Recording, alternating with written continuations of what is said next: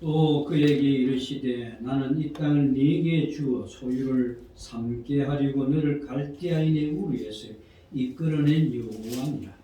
그가 이르되 주 여호와여 내가 이 땅을 소유로 받을 것을 무엇으로 알리까? 여호와께서 그에게 이르시되 나를 위하여 3년 된 암소와 3년 된 암염소와 3년 된 순양과 산비둘기와 쥐비둘기 새끼를 가져올지니라. 아브라함이 그 모든 것을 가져다가 그 중간을 쪼개고 그 쪼갠 것을 마주 대하여 놓고 그것에는 쪼개지 아니하였으며 솔개가 그 사체 위에 내릴 때는 아브라함이 쫓았더라. 해질 때에 아브라함에게 깊은 잠이 임하고 큰 흑암과 두려움이 그에게 임하였더니 여호와께서 아브라함에게 이르시되 너는 반드시 알라. 네 자손이 이방에서 객이 되어 그들을 숨기겠고 그들은 400년 동안 내 자손을 괴롭히니 그들이 숨기는 나라를 내가 징벌할지며 그 후에 내 자손이 큰 재물을 이끌고 나오리라. 너는 장수하다가 평안히 조상에게로 돌아가 장사될 것이요 내 자손은 4대 만에 이 땅으로 돌아오리니 이는 아모리 족속의 죄악이 아직 가득 차지 아니함이니라 하시되 해가 져서 어두울 때에 연기나는 화로가 보이며 타는 횃불이 쪼갠 고기 사이로 지나더라. 그날에 여호와께서 아브라함과 더불어 언약을 세워 이르시되 내가 이 땅을 애굽 땅에서부터 그 큰 강 유브라데까지 네 자손에게 주노니 곧 겟 족속과 그니스 족속과 감몬 족속과 헷 족속과 브리스 족속과 르바 족속과 아모리 족속과 가나안 족속과 기르가스 족속과 이부스 족속의 땅이니라 하셨더라. 기도하겠습니다. 오늘 하나님께서 아브라함과 맺은 언약을 살펴보려고 합니다. 이 언약 안에 담겨져 있는 하나님의 깊으신 그 뜻을 알고자 하오니 우리에게 지혜를 주시고 명철함을 주사 하나님 그 속에 담겨 있는 하나님의 크신 사랑과 또한 그 언약이 우리에게 왜 필요한지를 깨닫는 시간이 되게 성령께서 도와주시기를 구하옵나이다.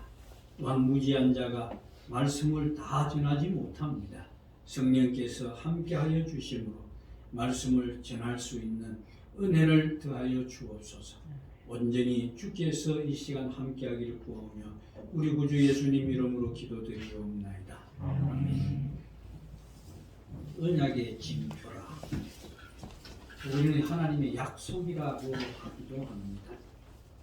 여러분 땅을 사거나 아니면 집을 사거나 때로는 전세를 얻거나 할 때 그냥 주고받습니까? 아니죠. 계약서를 작성을 합니다.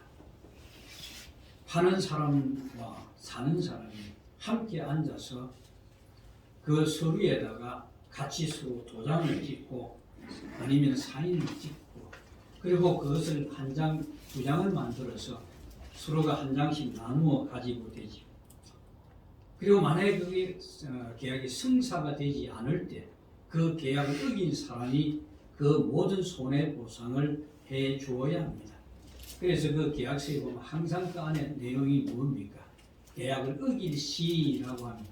그리고 이제 여러 가지 이제 아니면 계약금을 돌려받지 못한다거나 아니면 손해본 것을 배상을 한다거나 그렇게 되죠. 근데 그 계약을 할 때 한 사람이 도장을 찍지 않게 되면 어떻게 됩니까? 그 계약은 무효죠.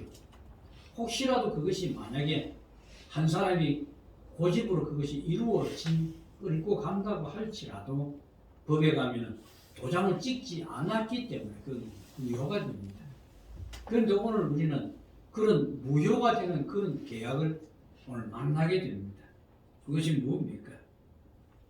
오늘 본문에 나오는 내용입니다. 오늘 하나님과 아브라함이 지금 언약을 하는데 그 언약에는 하나님께서 홀로 도장을 찍으셨고 아브라함은 그냥 구경만 한 그림이 나옵니다.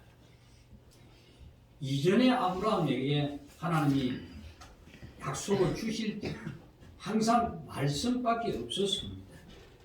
아브라함의 의사와는 상관이 없이 일방적으로 통보하는 형식이었죠. 그런데 오늘 본문은 아마 성경을 읽어보신 분이라면 아실만한 내용일 겁니다. 아브라함과 언약을 맺는데 아브라함이 무엇으로 알 수 있습니까? 라고 물어보니까 그러면은 눈에 보이도록 네가 짐승을 가져오라, 재물을 가져오라는 것이지. 그래서 아브라함 자신의 눈으로 확실히 볼 수 있도록, 그리고 그 언약이 영원한 것임을 그에게 도장을 찍어줍니다. 성경은 하나님께서 자신이 선택한 사람에게 자신을 알리시고 믿게 하시는 것은 뭐라고 하나 하면은 불러낸다라고 말씀합니다. 그런 표현을 쓰지요. 그래서 하나님은 아브라함을 갈대아 우르에서 불러내었다라고 하시는데 그 이유가 무엇입니까? 그것은 하나님의 계획이 있고 하나님의 그 목적을 이루시기 위해서 그냥 언약의 백성으로 삼기 위해서 불러주셨습니다. 그래서 창세기 지금 15장 7절에 보시면은 이번 표현이 약간 달라집니다. 어떻게 달라지냐면 그에게 이르시되 나는 이 땅을 내게 주 소유로 삼게 하리고 너를 갈대아 우르에서 이끌어낸 여호와니라. 앞에는 불렀다고 했는데 여기서 이끌어낸 여호와라 그럽니다. 여러분 우리가 이끌어낸다라고 할 때는 어떤 때 우리가 사용하는 단어입니까? 상대방의 의사와는 상관이 없이 힘 있는 자가 끌어낼 때 이끌어낸다라고 하죠. 그런데 이끌어낼 때는 목적 없이 이끌어냅니까? 힘 있는 자가 뭔가 자기가 이룰 계획을 가지고 그 사람을 이끌어내는 것 아닙니까? 그래서 지금 하나님께서 아브라함을 그렇게 이끌어낸 겁니다. 그러자 아브라함이 하나님께 그런 말을 합니다. 하나님께서 이 땅을 내게 주시겠다고 하는데 그걸 어떻게 확신할 수 있겠습니까? 그런 질문을 던집니다. 지금 하나님께서 아브라함을 찾아오신 것은 지금까지 아브라함의 불신앙적인 모습들을 그걸 확실하게 하려고 언약에 대해서 말씀을 주셨는데 언약의 내용은 땅과 자손에 대한 겁니다. 그런데 지금 이곳까지 오시면서 아브라함의 그 모습을 여러분 보시면 생각이 길게 하실 겁니다. 이 아브라함이 이미 하나님의 언약에 대해서 확신을 가지고 있는 모습입니까? 아니면 포기하고 있는 모습입니까? 포기한 상태라고 할 수 있습니다. 그런 아브라함은 어떻게 나타납니까? 그 불신이 하나님 앞에 항변하는 모습으로 나타나죠. 그때 그는 주께서 자신에게 씨를 주지 아니하셨으니 자신의 집에서 키운 종인 엘리에셀을 상속자로 삼겠다고 하나님 앞에 우리 식으로 깡다구를 부리지 않습니까? 여러분 아브라함이 이 말 속에는 하나님께서 내게 자손을 하늘의 별과 같이 땅의 모래 바닷가 모래같이 그렇게 많게 하셔도 약속하셨지만은 지금까지 내게 무슨 자식이 한 명이나 있습니까? 없지 않습니까? 하는 그 말이죠. 맞습니다.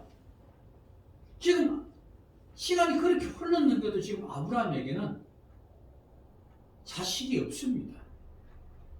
아직까지 사례로부터 아기를 가졌다는 것은 징조도 아무도 나타난 것이 없습니다. 그래서 자기 자신에게 자식이 없는 현실로 인해서 하나님의 언약에 대해서 확신을 하지 못하고 있는 겁니다. 이런 아브라함을 하나님은 다시 밖으로 끌어내어서 하늘을 보라고 합니다. 우러러 하늘을 보니까 무별을 네가 셀 수 있냐? 내 자손이 이와 같으리라. 이게 한두 번 들은 이야기가 아니잖아요. 그 7절에 이어서 나는 이 땅을 내게 주어 소유로 삼게 하려고 너를 갈대아인의 우르에서 이끌어낸 여호와니라. 그러니까 아브라함의 땅과 자손에 대한 언약을 재차 강조하듯이 반복합니다. 그리고 아브라함은 주 여호와에 내가 이 땅을 소유로 받을 것을 무엇으로 알리까? 무엇으로 도대체 안단 말입니까? 그걸 뭔가 보여달라는 것이지요. 이 아브라함은 하나님의 손에 이끌려 가나안 땅에 왔지만은 언약에 대한 정표를 받았거나 아니면 직접 요구한 적이 없었지요. 그런 그가 갑자기 하나님께 정표를 요구하게 된 거예요. 무엇 때문일까요? 그것은 아마도 예전에 하나님으로부터 약속의 말씀을 받았지만은 지금까지 아무런 일도 일어나지 않는 것을 보면서 과연 이 언약이 실현이 가능한 거야? 자신은 지금 이제 늙었고 점점 이제는 가망이 없어지는데 희박해지는데 어떻게 이것을 믿을 수 있다는 말입니까? 이거 우리도 그런 마음이 많이 들지 않습니까? 딱 맞춰서 하나님 주시는데 우리는 그걸 못 기다리지 않습니까? 조금만 우리가 길어지면 그걸 견디지 못하지 않습니까? 지금 하나님 말씀대로 아브라함이 땅을 소유로 받으려면 이미 자신에게는 뭐가 있어야 합니까? 그 땅을 차지할 만한 자식이 태어나야 하지 않습니까? 그것도 한 명이가 되겠습니까? 여러 명이 있어야 맞습니다. 근데 지금 현실은 단 한 명의 자식도 없는 상태입니다. 이런 모든 현실을 볼 때 하나님이 그렇게 말씀하시든 안 하시든 그걸 어떻게 믿냐고요. 지금 형편이 아무리 봐도 가망이 없는데 그 때문에 땅을 소유로 받을 걸 알 수 있는 정표를 지금 요구하고 있는 겁니다. 그래서 하나님은 아브라함의 항변하는 말을 듣고 9절에 보시면 뭐라 그럽니까? 여호와께서 그에게 이르시되 나를 위하여 3년 된 암소와 3년 된 암염소와 3년 된 순양과 산비둘기와 집비둘기 새끼를 가져올지니라. 그렇게 명하신 것은 아브라함에게 주신 언약을 확실하게 이루시겠다는 하나님 지금 이제 말씀을 하고 계시는 겁니다. 그래서 아브라함이 가진 그 모든 재물을 그 중간을 다 쪼개랍니다. 쪼개가지고 서로 마주 대하여 놓고 새는 작으니까 쪼개지 말라 그럽니다. 이 고고학자들이 요즘 이제 그 중동 땅에 많은 옛날 그 유적들을 파내고 연구를 많이 합니다. 그때 이제 그 히타이트 문헌들을 이래 보면은 그 이제 토판에다 다 기록되었는데 그 문헌들을 연구해 보니까 아브라함 당시에 어떤 게 있었냐면은 서로 이제 언약을 맺게 될 때 그 언약을 그냥 맺는 것이 아니고 상대방과 서로 짐승을 쪼개어 갈라놓고 그 사이로 사람들이 지나간다고 합니다. 언약을 맺은 사람들끼리. 그 지나가는 것은 무슨 의미인가 하면은 만약에 어느 한 쪽이 지키지 않을 때 이렇게 짐승이 쪼개어지듯이 쪼개어질 것이다 라는 그 맹세를 하는 것이라고 그럽니다. 그러니까 그만큼 그 언약을 중하게 여겼다는 이야기죠.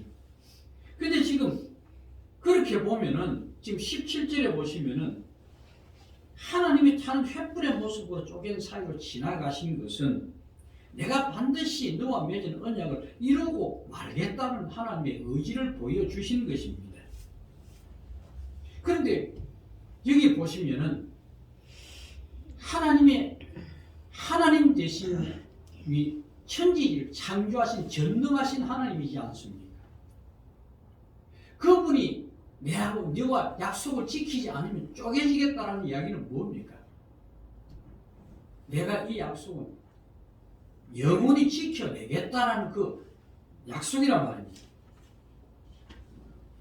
그럼 그만큼 하나님께서 지금 아브라함이 확실한 것을 보여주었는데 반면에 아브라함은 지나갔습니까? 지나가지 않았습니다. 이것은 우리에게 무슨 의미를 보여주는 겁니까? 이 언약 안에는 아브라함이 할 수 있는 일은 아무것도 없다는 겁니다.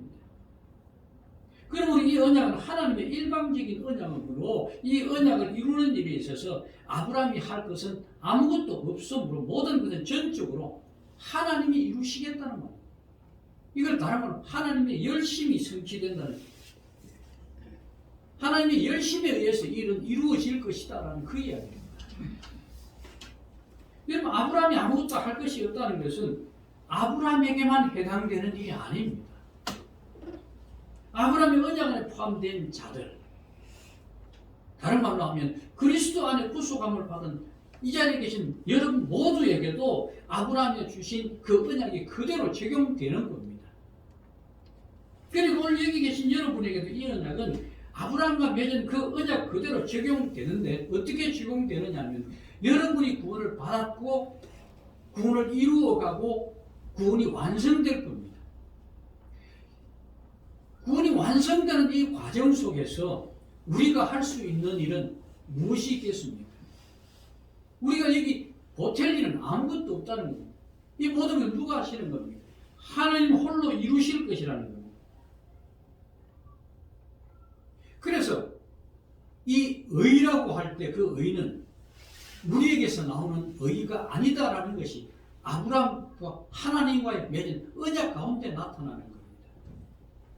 여러분 그 별을 보고 내 자식이 이럴 것이다 라고 하면 그걸 믿었더라 하면 그걸 뭐라 그럽니까? 아브라함이 의로 여기셨더라 그랬죠. 그러니까 이 의마저도 하나님이 주신 것이지 우리 것이 아니란 말이에요. 그 사실을 보여준 것이 아브라함의 언약에서 하나님께서 불의 모습으로 그 제물 사이를 지나가셨지만은 아브라함은 그 쪼갠 제물 사이로 지나가지 않았던 겁니다. 그러니까 하나님 홀로 쪼갠 제물 사이로 지나가셨다는 것은 이 언약은 하나님이 하실 것임을 보여주셨던 겁니다. 그래서 아브라함은 또다시 언약을 믿지 못하는 모습을 보여줍니다. 어디 있어요? 그 모습은 16장에 가시면은 사레가 자식이 없자 자기의 몸종인 하갈을 아브라함에게 들여보내주지요. 그래서 사라의 권유를 받아서 하갈과의 사이에서 이스마엘을 얻게 됩니다. 그러면 이 언약이라는 관계 속에서 보시면은 물론 일방적으로 하나님께서 지나가시고 아브라함 지나가지 않았지만은 여기서 언약은 아브라함이 어긴 것입니까? 어기지 않은 것입니까? 이게 중요합니다. 아브라함이 언약을 어겼습니다. 그러면 아브라함이 쪼개져야 하는데 아브라함은 쪼개지지 않았습니다. 왜요? 그는 그 고기 사이로 지나가지 않았기 때문에. 그러므로 이 이야기 속에서 주시는 것은 그가 어긴 그 언약을 그 하나님께서 그걸 보상하신단 말이에요. 이게 무슨 말씀인지 아시겠습니까? 그가 불신앙의 모습으로 언약을 깨었지만은 하나님 그걸 이루실 것이란 말이에요. 누구 안에서요? 그리스도 안에서. 그래서 예수 그리스도의 피로 인해서 우리가 제사함을 받는다는 이야기는 바로 아브라함이 깬 언약을 하나님이 지키신 겁니다. 아브라함 이런 모습은 하나님께서 약속하신 씨라는 것을 아브라함 무엇으로 생각했겠습니까? 혈육의 씨를 생각했던 겁니다. 그렇기 때문에 이런 실수를 한 겁니다. 그렇습니다. 하나님께서 아브라함에 약속하신 것은 혈육으로 낳을 자식을 이야기하지 않았습니다. 아브라함 그걸 알지 못했던 겁니다. 하나님은 그에게 약속의 씨를 말씀하신 겁니다. 그러나 아브라함 그걸 깨닫지 못한 겁니다. 오늘 우리가 세상을 바라보면서 살아가면서 하나님이 주신 것을 이 땅의 육신의 것으로 우리는 이해하는 것이 대부분입니다. 그러나 하나님은 아브라함에게 영원한 것을 약속하셨고 우리 역시 영원한 것을 약속하셨습니다. 이 아브라함의 이런 모습들은 그 후손들이 이스라엘 백성들 가운데 끊임없이 나타나고 이어져 왔습니다. 오늘 이것은 교회 안에서도 일어나고 있다는 놀라운 사실입니다. 여러분 이스라엘 백성들에게 율법을 주셨지요. 율법을 여러분 왜 주셨다고 생각하십니까? 그들의 죄를 정하기 위해서 주셨을까요? 아닙니다. 하나님이 목적하신 그 방향으로 끌고 가기 위해서 그들에게 율법을 주신 겁니다. 예를 들면 우리 부모들이 아이들에게 그럽니다. 얘야, 네 요거 잘하면 내가 자전거 하나 사줄게. 어린아이도 그럽니다. 그럴 때 부모의 마음은 어떻습니까? 자전거를 사주겠다는 마음을 지금 정해놓은 거예요. 그런데 그 아이에게 그걸 믿기로 네가 이것 좀 잘하면 좋겠다라는 그 생각을 가지고 있기 때문에 그러는 겁니다. 하나님이 법을 주셨을 때 그 법으로 이스라엘 백성들을 죄로 죽이려고 그러는 것이 아니고 그들에게 하나님의 은혜와 사랑이 무엇인지를 깨닫게 하기 위해서 그렇게 주셨던 겁니다.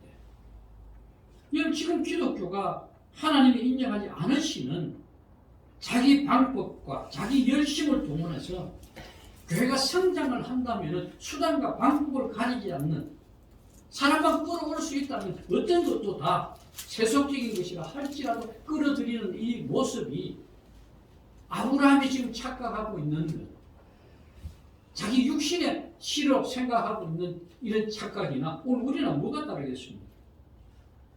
여러분, 아브라함이 이스마엘을 얻고 난 뒤 얼마나 만족해 했겠습니까?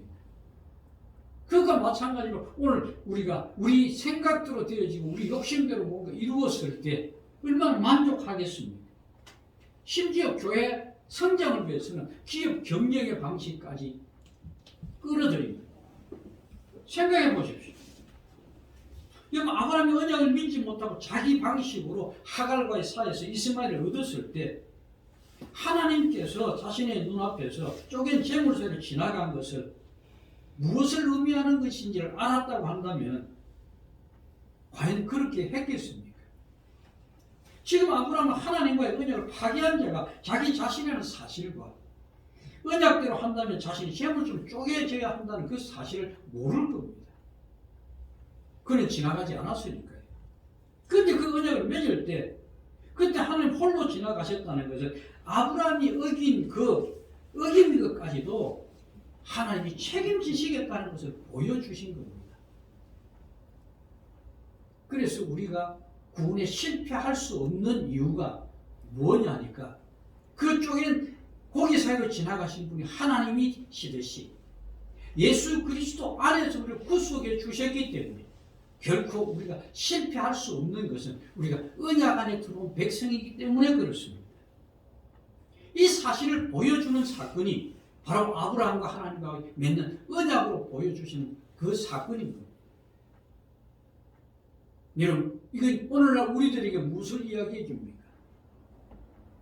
이건 다 아실 것 아닙니까? 이걸 모르시는 분은 없을 겁니다. 바로 예수 그리스도의 십자가에서 확인할 수 있습니다. 아브라함처럼 언약을 믿지 못하고 자신의 방법으로 이스마엘을 얻은 것은 언약 안에 있지 못하고 늘 내 방식과 내 힘으로 살아가고자 하는 우리의 모습이 아닙니까? 우리가 늘 그렇지 않습니까? 말은 그러니까 믿습니다라고 고백을 하지만 우리가 과연 믿는 데 참된 모습을 가지고 있습니까? 우리는 현실에서 내 삶이 좀 고달프고 힘들면은 아브라함과 같은 방법을 찾지 않았는가요? 그러면서 우리는 뭐라 그럽니까? 항상 하나님께 원망과 불평을 합니다. 아브라함과 같이 씨를 준다고 해서 씨를 주지 않았지 않습니까? 하나님, 내가 이렇게 헌신했는데 내게 주신 것이 뭐 있습니까? 그런 아브라함에게 새로운 언약의 내용을 또 그에게 줍니다. 13절입니다. 여호와께서 아브라함에게 이르시되 너는 반드시 하라. 내 자손이 이방에서 객이 되어 그들을 섬기겠고 그들을 400년 동안 내 자손을 괴롭히리니 그들이 섬기는 나라를 내가 징벌을 할지며 그 후에 네 자손이 큰 재물을 이끌고 나오리라. 너는 장수하다가 평안히 조상에게 돌아가 장사될 것이요 내 자손은 4대 만에 이 땅으로 돌아오니 이는 아모리 족속의 제약이 아직 가득 차지 아니함이니라 하시더라. 왜 하나님께서 언약을 이런 방식으로 이끌어 가시는 걸까요? 그 땅을 주신다 그러면은 그냥 주시면 될 거를 가지고 왜 굳이 아브라함의 자손을 이방에 객이 되게 만들어 가지고 400년 동안 그들을 섬기면서 괴롭힘을 당하다가 하나님이 그들을 징벌하실 때야 그 땅에 큰 재물을 얻어 가지고 이끌어 나오시겠다. 이런 왜 번거로운 방법들을 이렇게 도문하시는 이유가 도대체 뭘까요? 이걸 다른 말로 바꾸면은 하나님께서 우리를 구원해 주셨으면은 그냥 편안하게 살면 될 건데 왜 세상 사람들이 부딪히면서 이리저리 웃겨가면서 그렇게 살도록 내버려 두시는가 말이에요. 때로는 갈등도 생기고 때로는 자질도 하고 넘어지고 코가 깨지고 그러지 않습니까? 이런 모든 그림은 언약을 목적하는 것은 단순히 아브라함에게 일반적인 세상 사람들이 생각하는 그 복의 개념인 많은 자손과 이 땅에서 잘 살 수 있는 땅을 주시는 것이 아니라는 겁니다. 16절에 다시 보시면은 아브라함이 그 자손의 이방이 객이 되었다가 사대만의 땅으로 돌아오게 하시겠다는 이유에 대해서 뭐라고 설명을 하시나 하면은 아모리 족속의 제약이 아직 하나님이 기다리시는 그렇게 차지 않았다는 이야기. 그것 때문이라는 거예요. 그러니까 그들이 이방이 객이 돼 400년 동안 가나안 땅의 정착민이 그 땅에 살고 있는 자들, 아모리 족속들, 20절에서 21절까지 족속들이 쭉 나오죠. 그 족속들의 죄악이 가득 차도록 하나님 기다리라는 겁니다. 그 이유가 도대체 뭐란 말입니까? 그리고 그동안 아브라함 자손들이 이방의 객이 되어서 이방 사람들의 괴롭힘을 당하고 살아야 하는 이유는 또 무엇 때문입니까? 이런 내용에다 초점을 맞춰보면요, 자기 후손들이 400년 동안 이방 땅에 죽도록 고생하게 될 것을 그 말을 듣게 된 아브라함이 무슨 그 마음에 기쁨이 있고 희망이 되겠습니까? 그러나 우리 이 언약을 보면서 무엇을 생각해야 되나 하면은, 비록 때가 차면 아브라함의 자손들이 섬기던 나라를 징벌하고 큰 재물을 이끌고 나올 것이라고 말씀을 하십니다만은, 왜 그때까지 아브라함의 후손들이 이 땅으로 돌아오는 조건들이 그 땅에 사는 아모리 족속의 죄가 가득할 때까지 기다려야 하는가 말입니다. 그것도 그냥 들어가는 것이 아니라 아모리 족속을 쫓아내고서야 비로소 그 땅을 아브라함 자손에 주시겠다는 것이 하나님의 약속이라고 한다면은, 지금 아브라함의 자손의 이스라엘 가나안 땅을 기업으로 받기 위해서 어떻게 해야 합니까? 노력을 해야 한다는 이야기입니다. 어떤 노력을 한단 말입니까? 왜 그렇게 하나님 그렇게 과정을 겪게 하실까요? 우리를 구원하셨으면 아예 처음부터 구원받은 자들까지 모여서 이 땅에 아예 하나님 나라를 이루어 살게 하시면 될 것인데, 왜 세상 사람들 속에 집어 던져 넣어가지고 그들과 비비고 쫓고, 여러분 그 사람들 때문에 실망도 하고 넘어지고 깨어지고 그렇게 만드느냐고. 여러분 그 속에 살면서 여러분 뭘 느낍니까? 내 속에 일어나는 부패된 내 본성이 올라오면서 무엇을 느낍니까? 내가 과연 하나님의 백성으로서 부족함이 있는가? 과연 부족한 게 어떤가요? 내 속에 일어나는 부패한 생각들이 나를 넘어지게 할 때마다 여러분 어떻게 해서 무엇을 생각하십니까? 이런 나를 구원해 주신 하나님의 은혜가 크다는 것을 여러분 느낄 것 아닙니까? 그게 느껴지지 않는다고 한다면 신자가 아닐 겁니다. 이스라엘 백성들이 광야에 나와서 그들이 드러낸 것은 뭡니까? 동일한 이방 족속이 가지고 있는 모든 부패한 죄들을 그대로 드러나 보여주지 않았습니까? 자신들을 괴롭히던 애굽 사람들이나 가나안 땅에 살고 있는 아모리 족속, 7족속들, 그 족속들이 가지고 있는 모든 죄들이 저 안에 있다는 것을 보았지 않습니까? 그런 그들이 가나안 땅에 들어가게 된다는 것은 무엇 때문입니까? 하나님의 언약 때문입니다. 우리가 예수 그리스도 안에서 하나님의 백성이 되었고 하나님의 나라를 약속받은 것은 우리가 뭔가 하는 일이 선한 일이 있어서 그런 것이 아니라 그리스도 안에 주신 언약 때문이란 말이에요. 그래서 하나님께서 이스라엘 백성들에게 요구하시는 것이 뭐였습니까? 유월절을 기억하라는 것 아닙니까?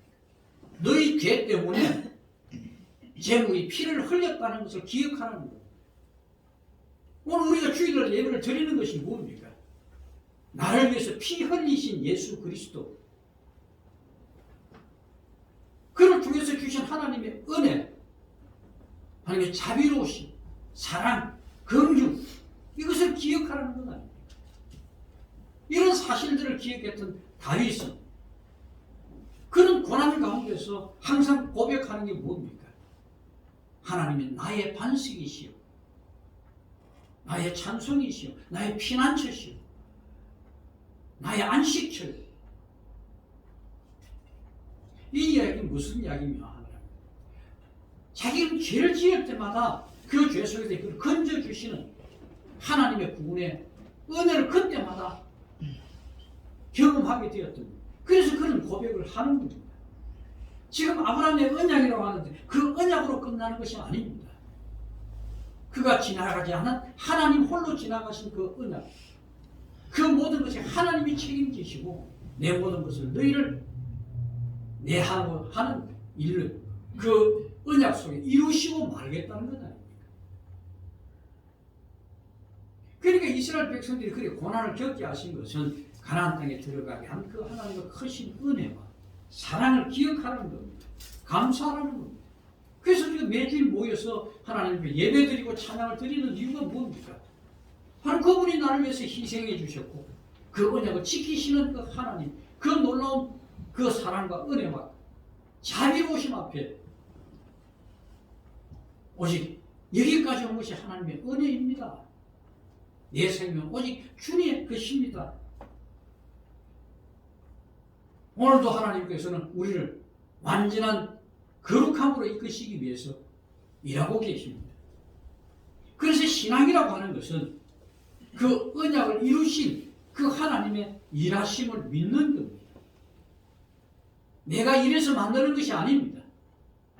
우리는 그 은혜를 입었기에 섬기는 자세로서 헌신하는 것이지 내 헌신이 나를 구원을 만들어내는 것이 아니란 말이에요. 하나님의 열심히 증거물이 뭡니까? 바로 예수 그리스도의 십자가입니다. 독생자를 십자가에 못 박으시면서까지 그 언약을 이루시는 그 하나님의 확실한 사랑, 그 놀라운 은혜가 오늘도 여기 계신 여러분 모두를 붙들고 계시기 때문에 우리가 실족해도 일어서게 만드시고 넘어져도 일어서시고 이래 간 모든 하나님의 일하심 안에 우리가 들어있기 때문에 그 열심 앞에 내 인생을 맡기시는 그리고 그분의 인도하심에 여러분 삶을 맡길 수 있는 분들이 되시기를 부탁드립니다. 기도하겠습니다. 거룩하신 하나님, 우리